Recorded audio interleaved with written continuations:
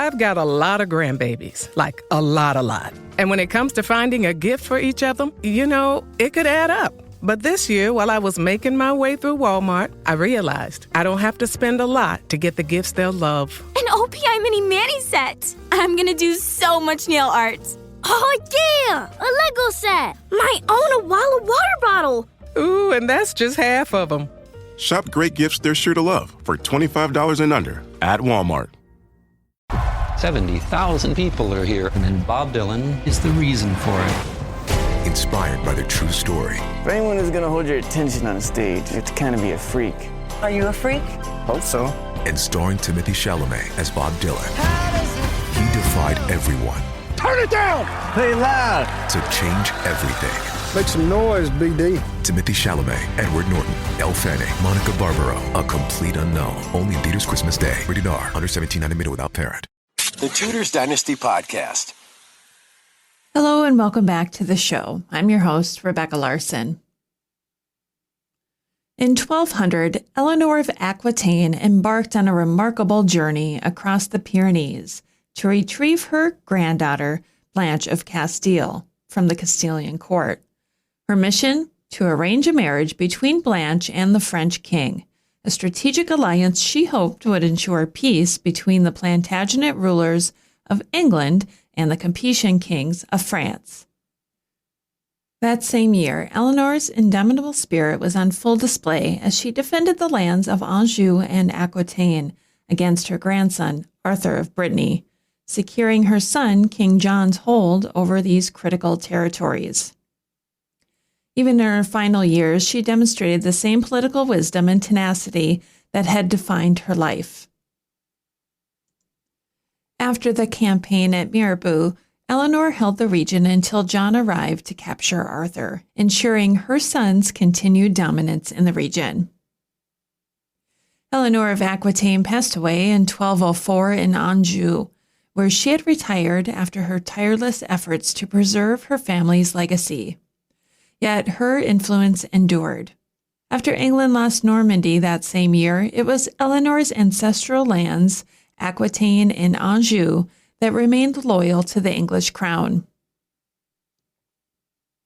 Despite being unfairly dismissed by some historians as a frivolous youth, Eleanor of Aquitaine's legacy stands as a testament to her energy, political acumen, and enduring impact. Known as the grandmother of Europe, her daughters solidified her influence through strategic marriages.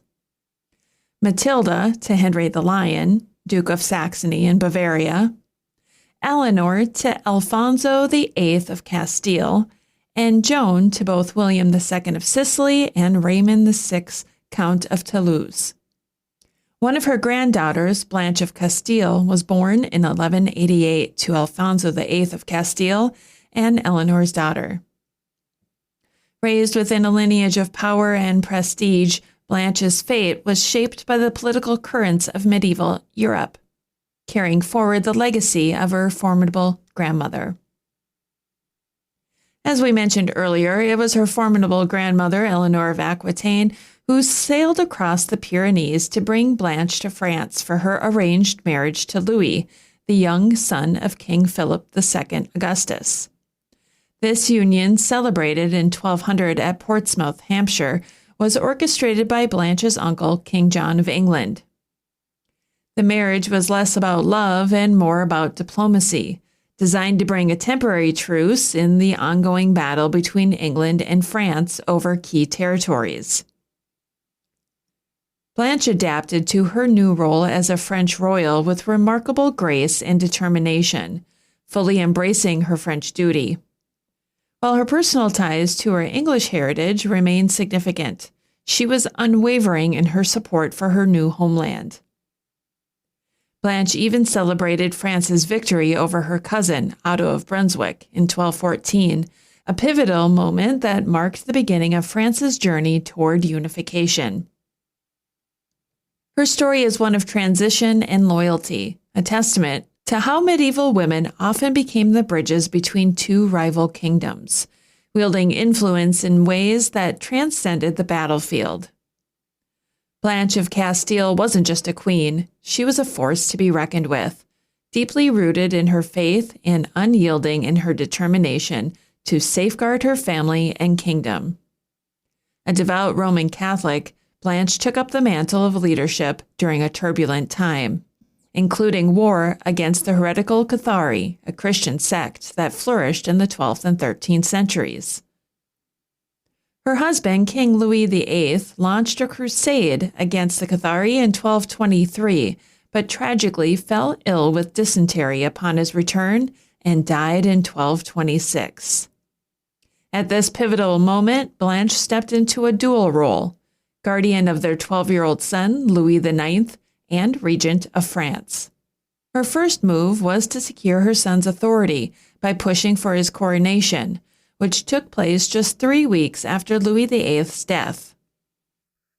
But Blanche's challenges didn't end there. She faced a rebellion led by Philip Hurepoul, the illegitimate son of King Philip II Augustus, with support from none other than King Henry III of England, her own grandfather. Blanche met these threats head-on, demonstrating a blend of diplomacy, negotiation, and bold leadership. In one of her most iconic moments, she donned a white dress and rode a white palfrey into battle, leading her troops with the confidence of a seasoned commander. After an attempted abduction of the young king, Blanche took drastic measures, replacing rebellious noble allies with loyal commoners, and even creating local militias to strengthen her control.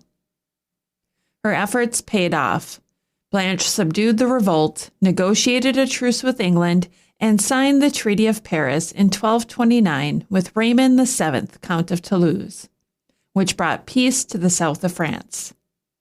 Under her regency, France entered an era of remarkable domestic stability, an era marked by the construction of magnificent cathedrals that still stand as symbols of her enduring legacy. Blanche of Castile wasn't just a queen consort or regent. She was a trailblazer, proving time and again that strength, wisdom, and faith could guide a nation through even the darkest times. In a story full of remarkable leadership, Blanche of Castile had moments where her diplomacy faltered, showing that even the most skilled leaders face challenges. One such instance occurred in 1229 in Paris's Latin Quarter, where a dispute between an innkeeper and some university students spiraled out of control.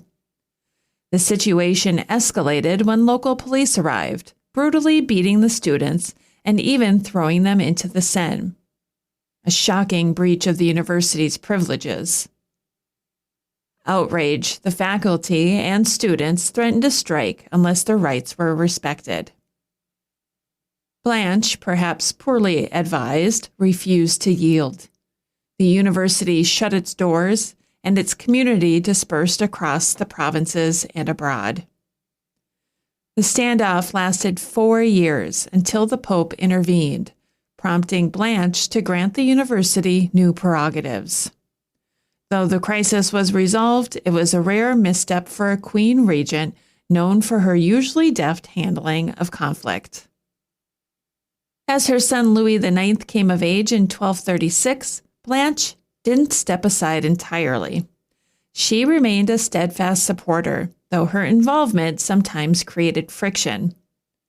Blanche had chosen Margaret of Provence as Louis's wife, but she treated her daughter-in-law with notable severity, complicating their relationship. Blanche's control was tested again in 1244, when Louis fell gravely ill. Following his recovery, he and Margaret, against Blanche's wishes, vowed to embark on a crusade. In 1248, they set off, leaving Blanche once more in charge of the kingdom. When news reached her of Louis's devastating defeat and imprisonment in Egypt, Blanche sprang into action. She tirelessly worked to secure funds and supplies, appealing to allies, her parents, and even the Pope, despite waning interest in the crusade. Blanche's unwavering commitment to her son and her kingdom was unparalleled, even in the face of personal and political setbacks.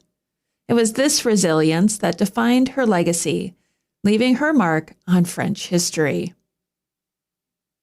Despite battling a heart condition, Blanche of Castile continued to fulfill her duties as regent with unwavering dedication. She attended council meetings, signed important laws, and remained committed to caring for the poor of Paris. When she learned of some mistreatment of the poor by the cathedral chapter, she took matters into her own hands, writing to their prison to ensure their release, just as she had done so many times before. However, her declining health could not be ignored. On a journey to one of her favorite retreats, Blanche suffered a fatal heart attack. She was brought back to the Louvre, dressed in a nun's habit, and laid on a bed of hay. In her final moments, she sought forgiveness from everyone and received the last sacraments before passing away. Blanche was buried at Maubuisson Abbey, and her heart was taken to the Abbey of the Lys. When Louis IX, her son, received the news while in Jaffa, he was deeply grieved. He knew that in losing his mother, he had lost not only a beloved parent, but also the strongest supporter of his reign. Blanche's passing marked the end of an extraordinary life, a life of sacrifice, strength, and devotion that would leave a huge mark on history. As we wrap up today's episode, it's clear that both Eleanor of Aquitaine and Blanche of Castile left their marks. Eleanor's legacy as a queen, a crusader, and a mother reshaped the political landscape of medieval Europe, while Blanche's unwavering determination to protect her son's reign and guide France through times of strife showcased her strength as a ruler and regent. These two women, though separated by time and circumstance, share a common thread of resilience, wisdom, and a commitment to power in a world dominated by men. Their stories remind us that history is shaped not just by kings, but by the powerful women behind them. Thank you for joining us. We'll see you next time with more incredible stories from the past. And that concludes another episode of the Tudors Dynasty podcast. Thank you so much for listening. If you love the show and would like to show your support, consider becoming a patron over on Patreon. That's patreon.com/Tudors Dynasty. Over there, you'll get commercial-free episodes, early access, and some patron-exclusive content as well. If you would prefer to show your support in another way, head on over to my website, tudorsdynasty.com, and click on the shop to see some of the new merchandise that I have available. Thank you so much for listening. Until next time. The Tudors Dynasty Podcast.